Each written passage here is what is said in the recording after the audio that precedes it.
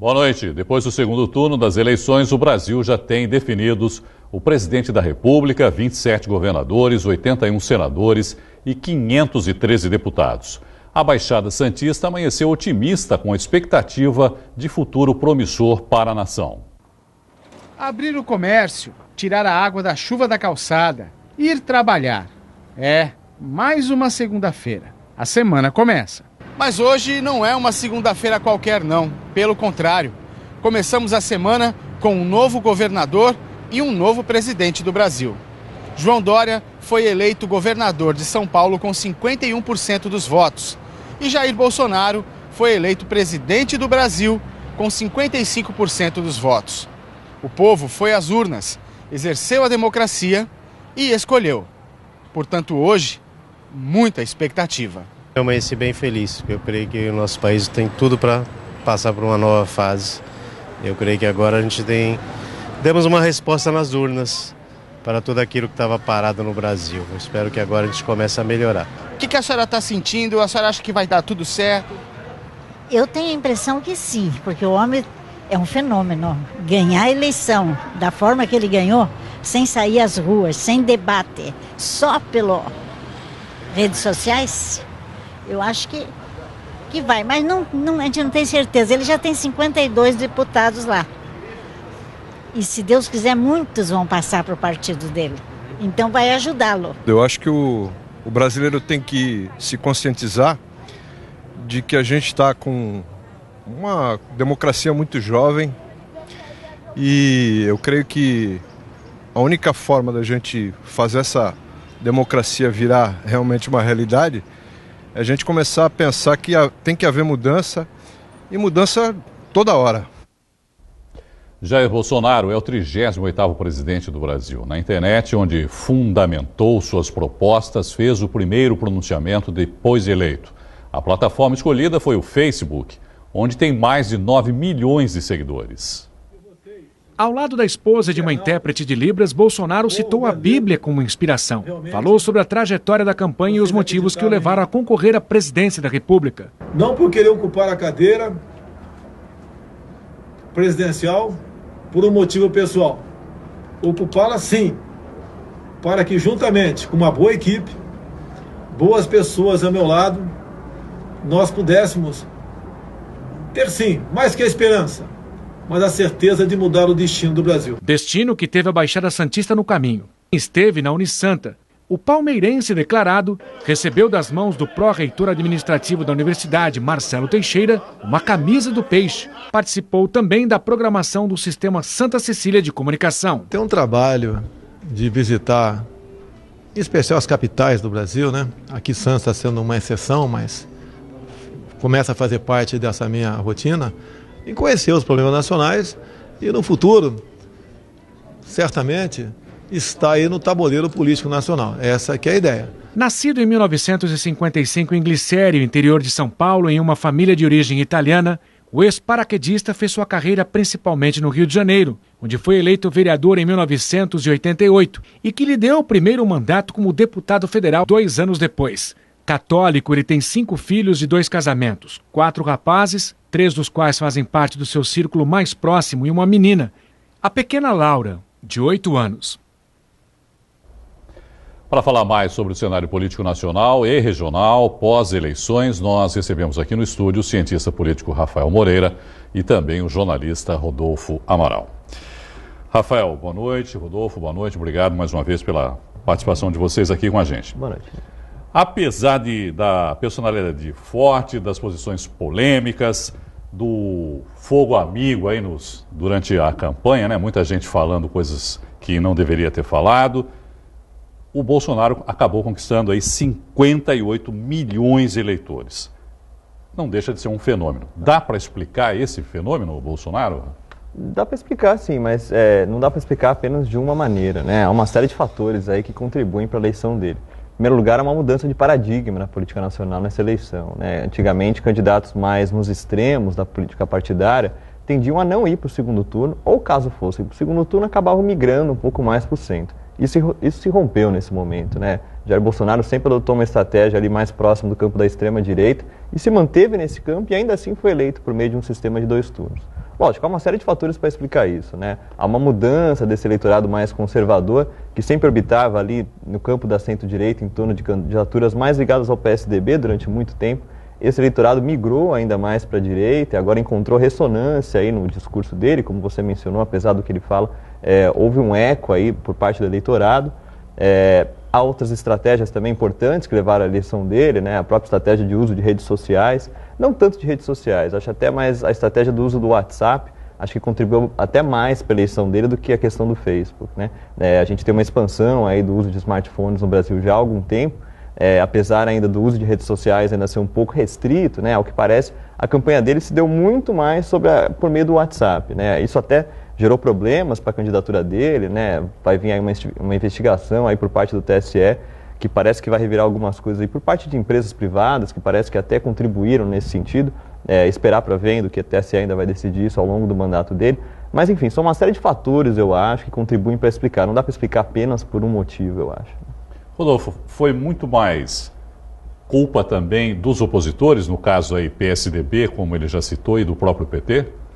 Eu entendo, eu concordo com o Rafael que são vários fenômenos que interagem nesse processo, mas eu gostaria de lembrar que talvez o ponto de partida desse processo tenha sido a eleição de 2014.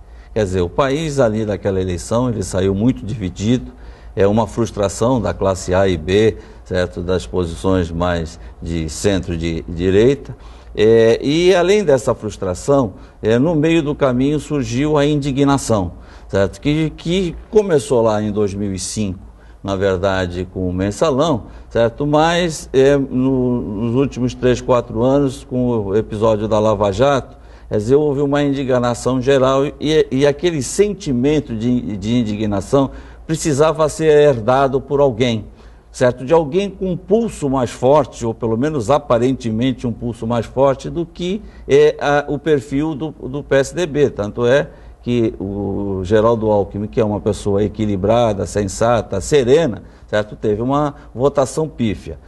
Do outro lado da esquerda, o Ciro Gomes, que já tem um outro tipo de postura, tem um outro tipo de temperamento, tá? Acabou não tendo êxito porque estava na esquerda e a resposta que a sociedade precisava queria alguém do lado da direita. Veio o Amoedo como novidade e também, mas aquele jeitinho muito educado, equilibrado. Então, eu acho que aconteceu mais ou menos um fenômeno parecido com o que ocorreu nos Estados Unidos. Quer dizer, se colocaram lá um destemperado, porque nós não podemos colocar um aqui. Paralelamente a isso, em função até do perfil mesmo do candidato e hoje presidente eleito Bolsonaro, ele aparenta ser uma pessoa muito simples, aquele tipo de pessoa que tem aquela conversa que a gente chamaria de não politicamente correto, certo? Mas que nós praticamos também fora das câmeras, tá, com naturalidade. E isso começou a ter uma identidade com a sociedade, um carisma, e de repente elegeram ele não pelas qualidades técnicas, pelo conteúdo e tal, mas abraçaram porque precisavam de alguém. Eu diria que se nós voltássemos uns 6 ou 8 meses atrás, esse alguém talvez fosse o próprio Dória, se o PSDB não tivesse impedido que ele fosse o candidato. O grande erro do PSDB talvez tenha sido esse também. Exatamente. Né? Por quê? Porque naquele momento, o Dória, no exercício do primeiro ano de mandato na Prefeitura de São Paulo, ele se colocou como o contrário, certo? Contra a oposição ao PT. E foi isso que, na verdade, deu a ele aquela visibilidade. E que deu também a eleição para o governo do Estado também, agora, né, porque ele continuou batendo naquela tecla de se dizendo um candidato contra a esquerda. Como essa eleição foi um resultado, uma revanche da de 2014, entre esquerda e direita, eu acho que dessa vez a direita foi mais feliz, até por muitos erros da própria esquerda, o próprio atraso, a insistência do Lula de ser candidato, de se vitimizar e tal. Eu acho que ele acabou enfraquecendo ele mesmo, o que foi feito com o Ciro Gomes, a traição que se fez com o Ciro Gomes. Então, vários fenômenos interferiram nesse processo. Passado aí o período eleitoral, o presidente eleito, os governadores, enfim, todos que poderiam ser eleitos, vocês acreditam que vai haver uma suavização no discurso? Vão caminhar para um discurso menos radical? Olha, acho que essa é uma pergunta que a expectativa, muitas vezes, é diferente daquilo que pode acontecer de fato. Né? Essa suavização do discurso, né, em sistemas eleitorais majoritários de 2 turnos, como é o nosso caso aqui nas eleições para presidente, isso costuma acontecer entre o primeiro e o segundo turno. Em relação ao Bolsonaro, isso aconteceu apenas nos últimos dias, e a partir de um cálculo eleitoral dele, a partir do momento que ele percebeu muito mais preocupado com a própria eleição do que qualquer coisa. Né? Exato. A partir do momento que ele percebe que nas pesquisas a Haddad começa a crescer, aí sim ele adota uma suavização do discurso, mas que nunca fez parte da prática política dele. Né? Bolsonaro sempre demonstrou ali um certo até ódio pelas minorias, não só as minorias sociológicas, né, também, mas também pelas minorias políticas. Então, a expectativa que a gente tem de que se modere esse discurso a partir do mandato, ela não corresponde a tudo que ele fez até o momento. Né? Então, é difícil imaginar que depois passada a eleição vai haver uma moderação do discurso por parte de alguém que nunca moderou o seu discurso. Né? Até foi isso que manteve ele sendo reeleito sucessivas vezes na Câmara dos Deputados. Né? Quando você tem um discurso que você usa que está muito ligado a algum dos extremos da política ideológica, né, seja na extrema esquerda, seja na extrema direita, você pode passar ali 3 anos do mandato sem fazer absolutamente nada, no último ano você se apresenta para a população com aquele mesmo discurso que está restrito a um nicho do eleitorado, e assim você continua sendo reeleito sucessivas vezes. Ele adotou esse mesmo discurso, e aí que entra o novo fenômeno, né? Ele adotou esse mesmo discurso que ele adota numa eleição proporcional, numa eleição majoritária, e isso ainda assim levou ele a ser eleito. E a questão é, como eu falei, a expectativa de que ele modere o discurso agora não corresponde a tudo que ele fez durante os mais de 20 anos de mandato que ele teve. Né? Ele seguiu correspondendo sempre a esse discurso mais próximo do extremo. Mas eu acho que aí é um ponto que é o seguinte, ele pode até manter o discurso dele, mas muito do que ele prometeu na campanha passa pelo Congresso. Claro. Não, eu até discordo do Rafael nesse aspecto, porque são figuras diferentes. Um parlamentar, certo, como o Bolsonaro, na Câmara dos Deputados, tá, onde há um discurso, na verdade, de radicalização, de posições partidárias, um discurso mais firme, um discurso isolado, aí surgiu este Bolsonaro que nós conhecemos. Quando você assume a presidência da República, você já não é mais um governante isolado. Quer dizer, você já tem um conjunto de ministros, você já tem um porta-voz, você já tem alguém que vá burilando o teu discurso e evita, inclusive, que você fique colocado aí as bruxas de uma forma isolada. A gente viu, por exemplo, a Dilma. Todas as vezes que a Dilma tentou, durante o mandato dela, tá, dos 6 anos de mandato, tá, improvisar em discurso foi um desastre. Certo? Falou em estocar vento, falou de...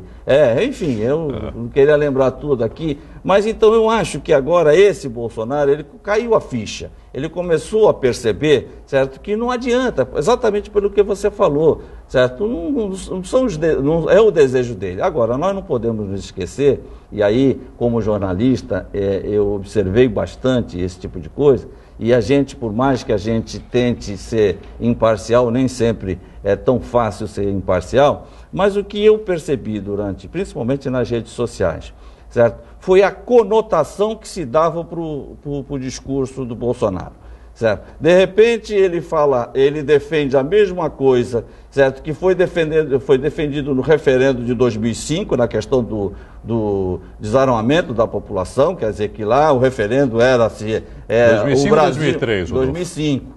Se era para fechar as empresas que vendiam arma de fogo e 63% da população disse não, certo? Então, de repente, a ideia que começaram a passar os adversários com conotação nas redes sociais é que ele estava defendendo uma arma na cintura. Só para me corrigir, o Estatuto do Desarmamento é de 2003 e o referendo foi em 2005. O referendo foi em 2005, exatamente. Então, tudo começou a ganhar uma conotação, até mesmo na questão homofóbica, tanto é que ele apresentou várias pessoas, admiradores dele, que não enxergavam dessa maneira. Agora, em campanha política, infelizmente acaba valendo tudo. Quer dizer, a conotação que vai se dando para o discurso, certo? E nas redes sociais existiam os dois lados. Existiam aqueles que defendiam o Bolsonaro e existiam aqueles da ala esquerda que normalmente são mais intensos em tudo que fazem, vamos reconhecer isso, certo? Além de ter uma publicidade, um trabalho de marketing mais forte, eles são mais intensos. Eu mesmo tive vários entreveros no Facebook com amigos jornalistas, que eu ficava perplexo, certo? Com o entendimento que no fundo eu sei que eles não pensam assim, mas eles sabem que eles estão numa rede social, que eles precisam passar uma conotação diferente, porque aquilo é o poder da persuasão. A palavra tem esse poder de persuasão. Enfim, eu achei isso. Mas aí, só um minuto. Desculpa. Vou chamar mais um VT e depois a gente continua aqui. Vamos continuar conversando sobre isso. O sistema Santa Cecília de Comunicação mostrou todos os detalhes do pleito. Foram mais de 12 horas no ar, um trabalho de destaque, a maior cobertura da região.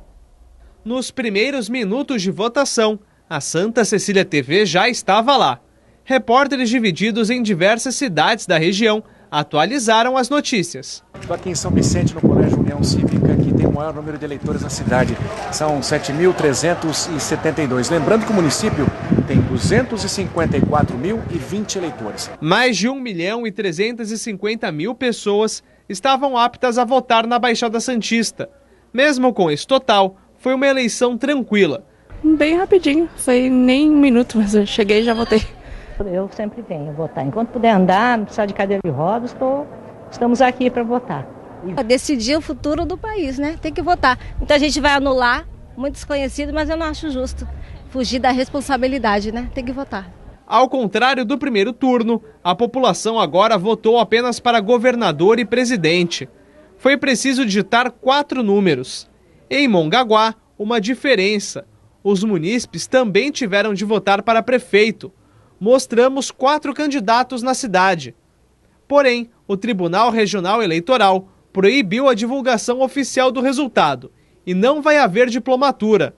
Ao longo da programação, o sistema Santa Cecília também ouviu o candidato ao governo, Márcio França, e os deputados estaduais e federais eleitos agora em 2018.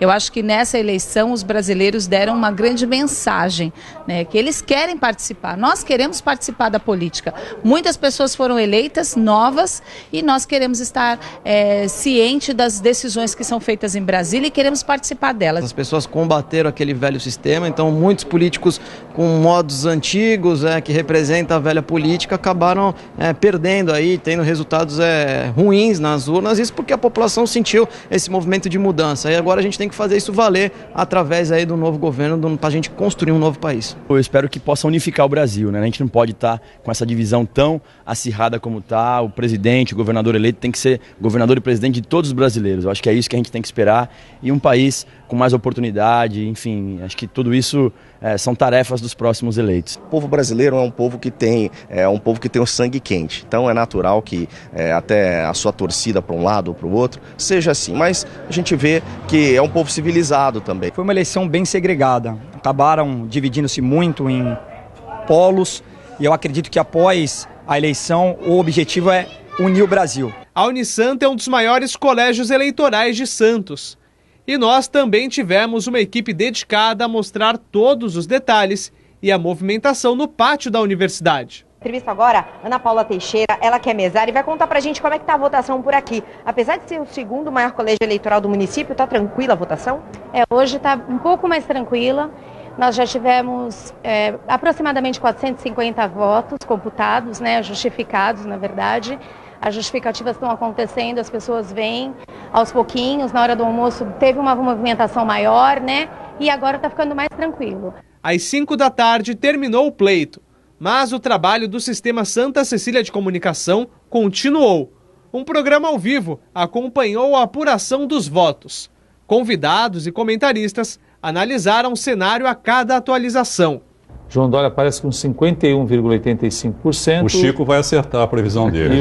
E o Márcio França com 48,15%. E agora no final entra as zonas da Baixada, né? Por isso que o Márcio França... A Baixada nós já temos algumas cidades que já encerraram. Uma cobertura de destaque, a maior da Baixada Santista. Uma transmissão para reforçar o compromisso que temos com a democracia e com você, telespectador. A TV, o portal, os boletins da FM...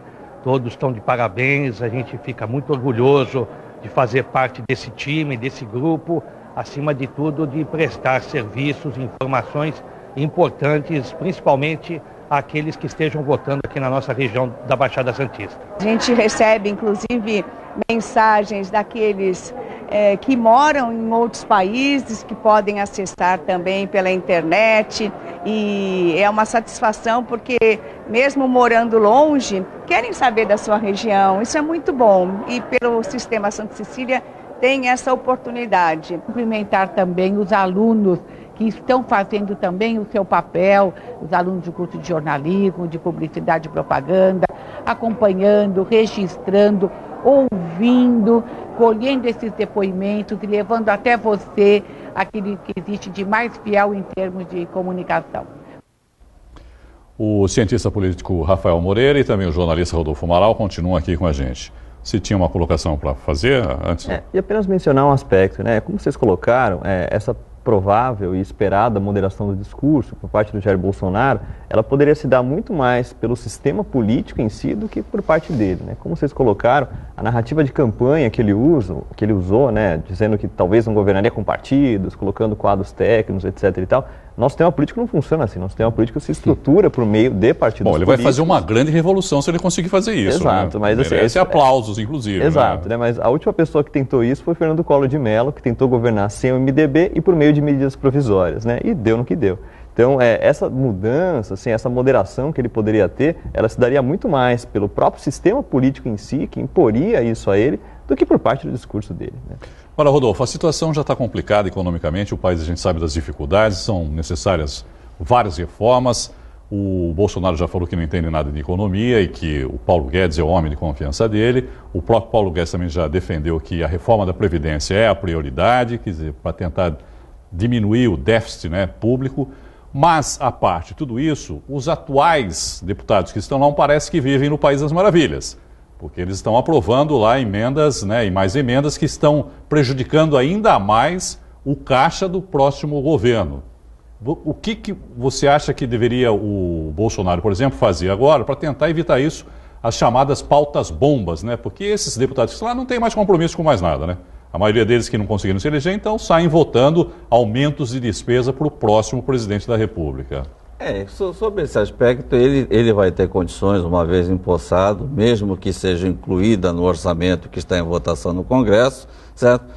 De executar ou não, até porque, por força de norma constitucional, os deputados não têm atribuição de propor projetos que gerem despesas para o governo. Isso Mas aprovaram o reajuste salarial. Não, esses efeitos com certeza vão acabar ocorrendo no orçamento e vai precisar se fazer um ajuste. Mas você me deu a chance de comentar um negócio que é uma contradição enorme que se deu nessa eleição, cobrando muito do Bolsonaro. Porque o candidato não entende nada de economia, pôs lá o posto Ipiranga, que era o Paulo Guedes. Isso foi o tempo todo comentado. Bom, isso foi ele próprio que colocou, né? Mas aí eu pergunto, a Dilma conhece alguma coisa de economia, embora seja economista? Não. O Lula conhece alguma coisa de economia? Não. Agora, o mais curioso, quem foi o homem, na verdade, de economia do Lula?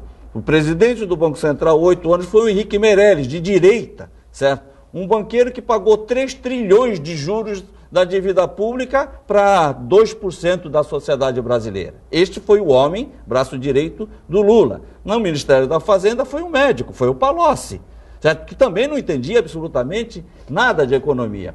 Quem foi o consultor e o mentor intelectual do PT do ponto de vista econômico? Tá? Nada mais, nada menos do que o Delfim Neto, o filhote da ditadura, ministro de 2 governos militares. Quer dizer, e aí quando você apresenta essas informações à ala de esquerda, eles não aceitam. Mas isso é fato, eu não inventei essa história. Agora, o Paulo Guedes, eu acho que vai ter sim dificuldade com o Congresso, porque o Paulo Guedes é aquele estilo de economista, certo? Muito mais liberal. Eu até brinco com os economistas e digo o seguinte, eu nunca vi nenhum economista pessimista. Economista pessimista morre de fome, porque ele vende sonhos, ele vende o mercado, ele vende expectativas, ele vende esse tipo de coisa. O Paulo Guedes foge um pouco essa regra, ele é mais pragmático e é liberal. E ele vem com um discurso de desestatização, que a esquerda não aceita, certo? Porque gosta desse desestatização tipo total, né? O governo do PT, em 14 anos, tá? contratou 268 mil novos funcionários públicos e 99 mil cargos comissionados. 99 mil cargos comissionados. Quer dizer, na verdade, daí o apavoramento, porque isso, sabe, se o Bolsonaro cumprir o que prometeu, essa farra vai acabar. Certo? E esse enxugamento vai vir. E o governo precisa disso. O governo precisa fazer caixa, ele precisa fazer capital, ele precisa vender estatais para amenizar pelo menos de 1 trilhão uma dívida pública que já chega a 5,3 trilhões de reais, que gera juros de 400 bilhões ao ano. Recurso suficiente para bancar saúde, educação e segurança pública em 3 níveis de governo. Quer dizer, esse país virou uma farra. Agora, se o Bolsonaro vai ter pulso ou não para levar isso adiante, eu acho que aí vai precisar dessa interlocução com a sociedade. Ou seja, ele mostrou o tal do fenômeno dele, foi esse das redes sociais. Eu não duvido que ele, do jeito, do comportamento que ele tem, ele vá fazer aquelas transmissões ao vivo do Palácio do Planalto. Eu vou ter que interromper de novo você, porque eu queria aproveitar que vocês estão aqui para falar um pouquinho também da eleição regional, para a gente não perder a oportunidade, que foi bem mais acirrada. O governador do estado eleito, João Dória, do PSDB, postou um vídeo ontem à noite nas redes sociais. Ele falou sobre os planos para o futuro mandato e agradeceu aos eleitores. Agora nós vamos preparar o governo, preparar a transição, vamos governar para todos os brasileiros de São Paulo. Eu não faço retaliação, não faço política. Aliás, nunca fiz nada com ódio na minha vida. Eu sou, graças a Deus, uma pessoa de bem, com bom coração, e sei perdoar as pessoas também. Então, é isso que nós vamos fazer aqui, um governo de bem. E um governo coligado com Jair Bolsonaro. Eu tenho certeza que a política econômica, pelo menos de tudo que eu até aqui soube e ouvi do próprio Paulo Guedes, que será o ministro da Fazenda. É uma política liberal com a qual nós concordamos, porque ela pressupõe um novo pacto federativo para o Brasil. Eu sempre defendi isso, aliás, eu e muitas pessoas corretas defendem o pacto federativo há anos. O pacto federativo, para que você saiba, são os recursos do Ministério da Saúde, do Ministério da Habitação, do Ministério da Educação, de outros ministérios, ao invés de ficar lá os ministros com pires, os governadores com pires na mão nos ministérios, os recursos no Pacto Federativo vêm para o governo do Estado. O governo do Estado estabelece as suas prioridades, todos eles terão, os novos governadores têm as suas prioridades, e destinam os recursos para as respectivas áreas e para os prefeitos. E como eu serei um governador municipalista, nós vamos distribuir esses recursos para dar prosperidade a todos, da pequena cidade às maiores cidades. Então eu vou pedir agora para todos que estão aqui nessa van, amigos, companheirões, amigas, para oferecerem uma salva de palmas para vocês que estão nos assistindo, para você que está nos acompanhando, porque foram vocês que permitiram a nossa vitória.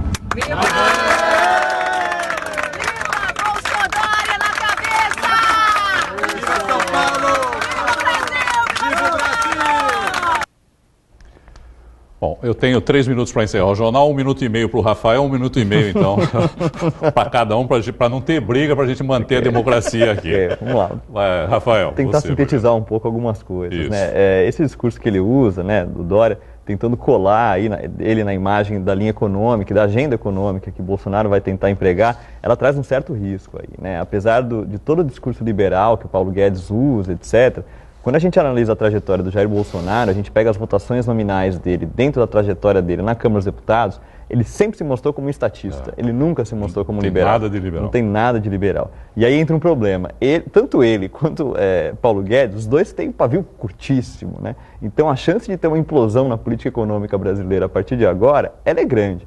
Lógico, muita gente espera aí que ele de fato implemente a agenda econômica dele. Isso não é tão simples, se ele não conseguir ter uma certa articulação ali dentro da Câmara dos Deputados, etc., porque é assim que o nosso sistema político funciona. A mesma coisa em relação ao Dória, né? Se ele não tiver uma maioria ali dentro da Assembleia Legislativa, ele não vai conseguir colocar em prática toda a agenda política econômica que ele sugere. Mas essa estratégia dele de atrelar a imagem do Bolsonaro no nível nacional, ela traz um certo risco, como eu mencionei aqui. Apesar da agenda econômica dele que ele coloca de maneira bastante vaga, até durante toda a campanha e no próprio plano de governo, ser muito mais alinhado ao pensamento liberal, ele próprio nunca se mostrou com esse tipo de pensamento. Então isso traz um certo risco a partir de agora, né? Se de fato ele vai conseguir implementar a agenda dele e qual será essa agenda, né? Vai ser uma agenda estatística, como ele sempre fez ao longo de toda a sua trajetória, ou vai ser uma agenda liberal, ligada ao seu ministro da Fazenda, né? Quem viver verá. Rodolfo, além de tudo, o Dória também tem uma batalha interna, né? dentro do partido. E eu faço votos que o Dória represente um novo PSDB.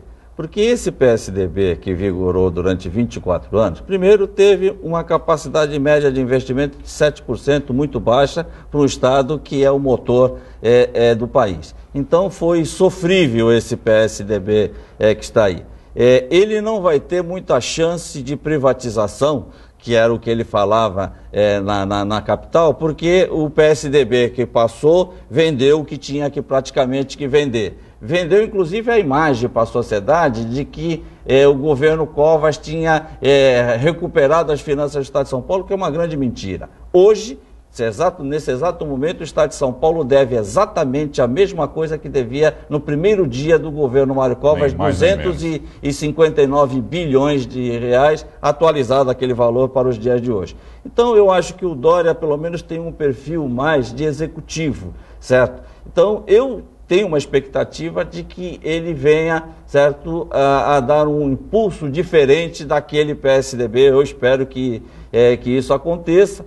Tá? Agora, ele vai sofrer restrições, porque ele, assim como o Bolsonaro, ele não goza muito de simpatia da classe política em função da velocidade com que ele procura andar. Eu acho que todo mundo dizendo que ele que ele quis atropelar o Alckmin, eu acho o contrário. Eu acho que o Alckmin, que sofreu uma derrota, certo, em 2006, que no segundo turno teve menos votos do que ele mesmo teve no primeiro turno, uma coisa inédita, deveria ter aberto mão de ser candidato e ter deixado o Dória, porque nós precisamos acabar com essa política de caciques. Quer dizer, mas era a vez do Alckmin. Não é isso. A vez é daquele que estiver preparado, a população quer mudança, certo? A gente tem que se preocupar com a população e não com os partidos. Vamos ver se dá certo, eu torço para que dê certo, porque se der certo, dá certo para todos nós. É isso mesmo. Rafael Moreira, cientista político, muito obrigado. Rodolfo Amaral, jornalista, muito obrigado mais uma vez pela participação de vocês aqui no Caderno Regional e uma boa noite. Prazer, boa noite.